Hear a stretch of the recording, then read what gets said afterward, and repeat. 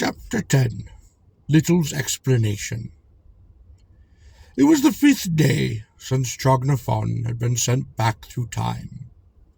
Algernon and Little sat upon the latter's laboratory and discussed the destruction of the horror over cups of blackened coffee. You think, then, that the last manifestations we saw was a kind of, spectral emanation without physical substance? Not wholly, perhaps, replied Little. An odour of putrefaction came from it. I should regard the phenomenon as a kind of tenuous resemblance, rather than an apparition in a strict sense. Trogna had been incarnate for so long in the hideous shape with which we are familiar, that its disembodied intelligence could reclothe itself in a kind of porous mimesis before it returned to its hyperdimensional sphere. So rapidly did our machine reverse entropy that perhaps tiny fragments of its terrestrial body survived, and these, by a tremendous exercise of will, it may have reassembled, and figuratively blown up. That is to say, it may have taken these tiny fragments and so conceded their posterity beyond the normal paucity of matter that they produced the cyclopean apparition we saw. All matter, you know, is tremendously porous, and if I could remove all the vacuums from your body, you would shrink to the size of a simple pinhead. Algernon nodded, and was silent for a moment.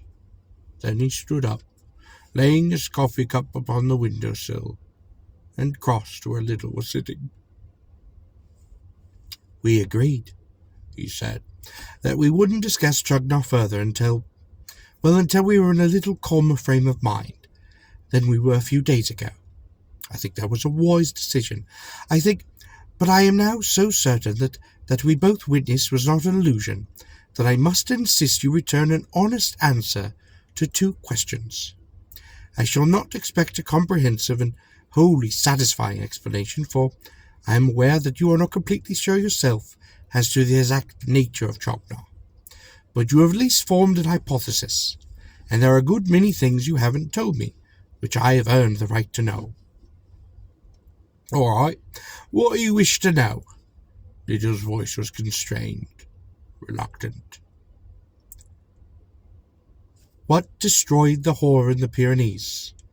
Why were there no massacres after that night? Little smiled wanly. Have you forgotten the pools of black slime which were found on the melting snow 1,000 feet above the village 3 days after we sent Trogna? You mean? Little nodded. Trogna's kin, undoubtedly. They accompanied Trogna back, but left with their master a few reminders, the round pools of putrescent slime, superfluity of rottenness that somehow resisted the entropy-reversing action of the machine. You mean the machine sent entropy-reversing emanations halfway across the world? Little shook his head. I mean simply that Trognathon and its hideous brethren were joined together, sort of hyperdimensionally, and that we destroyed them simultaneously. In an axiom of virtual, every speculative philosophy based on the newer physics and the concepts of non-Euclidean mathematics, that we can't perceive the real relations of objects in the external world. That since our senses permit us to view them merely 3-dimensionally, we can't perceive the true hyperdimensionally links which unite them. If we could see the same objects, men, trees, chairs, houses, on a 4th-dimensional plane, for instance, we notice connections that are now wholly unsuspected by us. Your chair, to pick an example at random, may actually be joined to the window ledge behind you, or to the Woolworth building, or you or I may be interphysically tiny fragments of some gigantic monster occupying some vast segments of space-time. You may be a mere exercence upon that monster's back, and I a hair at its head.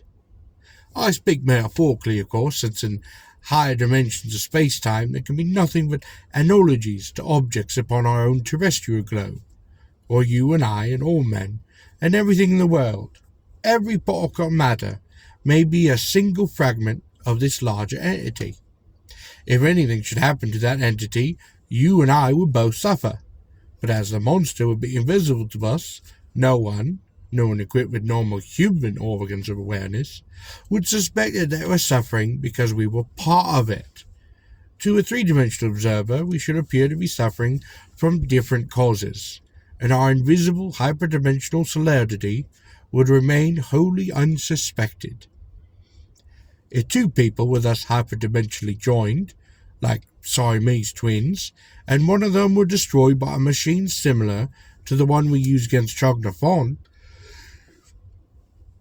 the other would suffer, effersemating at the same instant, though he were upon opposite sides of the world. Algernon looked puzzled. But why should the link be invisible? Assuming that Chognathon and the Pyrenees Hoyers were hyperdimensionally joined together, either because they were parts of one greater monster, or merely because they were one in the hyperdimensional sphere, why should this hyperdimensional connection link be invisible to us? Well, perhaps an analogue will make it clearer. If you were a 2 instead of a third-dimensional entity, and if when you regarded objects about you, chairs, houses, animals, you saw only length and breadth, you wouldn't be able to form an intelligent conception of the relationships to other objects in dimensions you can't apprehend. The dimension of thickness. Only a portion of any ordinary three-dimensional object would be visible to you, and you could only make a mystical guess as to how it would look with another dimension added to it. In that to you, unperceivable dimension of thickness, it might join itself to 1,000 other objects, and you never suspect that such a connection existed. You might perceive hundreds of flat surfaces about you, all disconnected and scattered, and you would never imagine that they formed one object in our third dimension. You would live in a two-dimensional world, and when three-dimensional objects intruded into that, you would be unaware of their true objective of conformation, or relatively unaware, for your perceptions would be perfectly valid, so long as you remain two-dimensional. Our perception of three-dimensional worlds are only valid for that world. To a fourth-dimensional, fifth, or sixth-dimensional entity, our conception of objects external to us seemed utterly ludicrous, and we know that such entities exist. Chognathon, such an entity, and because of its hyperdimensional nature, it was joined to the horror on the hills in a way we, third-dimensional beings, could not perceive. We could perceive connections when they have length, breadth, and thickness. But when any new dimension is added, they pass out of our ken, precisely as a solid object passes out of the ken of an observer in a dimension lower than ours. Has that clarified your perplexities? Algernon nodded. I think yes. I am sure that you have, but I should like to ask you one more question. Do you believe that Chognathon is a transcended world soul, endowed with some supernatural incorporeality, or just a material entity? I mean, was Ormond's priest right, and was Chognar an incarnation of the oneness of the Brahmic mysteries, the potential all-in-all of theosophists and occultists, or merely a product of physical evolution, or plain incomprehensible to us? Little took a long sip of coffee. Very deliberately he lowered his head, as though he were marshalling together his convictions for a debate. I believe I once told you, he said at last, that I didn't believe Chognathon could be destroyed by any agent less transcendental than which we used against it. It certainly wasn't protoplasmic or mineral, and no mechanical device not based on relative concepts could have effected the dissolution we witnessed. An infrared ray machine, for instance, or a crossatron would have been powerless to send it back.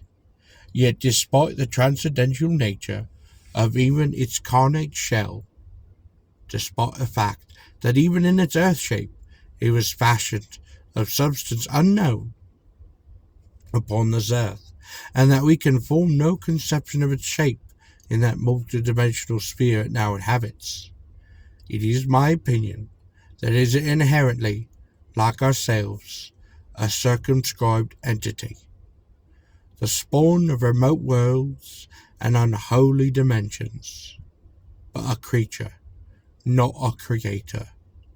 A creature obeying inexplorable laws and occupying a definitive niche upon the cosmos. In a way we can never understand, it had acquired the ability to roam, and could incarn itself in dimensions lower than its own. But I do not believe it possesses the abilities or attributes of deity. It was neither beneficent nor evil. It was simply a morally virulent, a vampire-like form from beyond the universe of stars, strayed by chance into our little walled-in three-dimensional world. One unguarded gate stood ajar. But do you believe that it actually made a race of men to serve it? That the Miri Nigri are fashioned for the flesh of primitive amphibians? Little frowned. I don't know. Conditions or occurring birth 2 billion years ago may once have been such that creatures of that nature antedated the process of biological evolution with which we are familiar.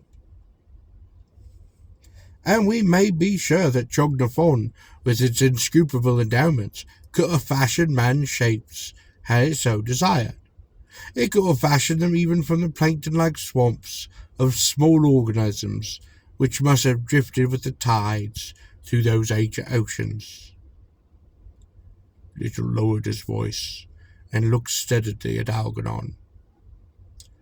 Some day, he murmured, Chognon may return. We set back through time, but in 5,000, 100,000, 100,000 years, it may return to ravage.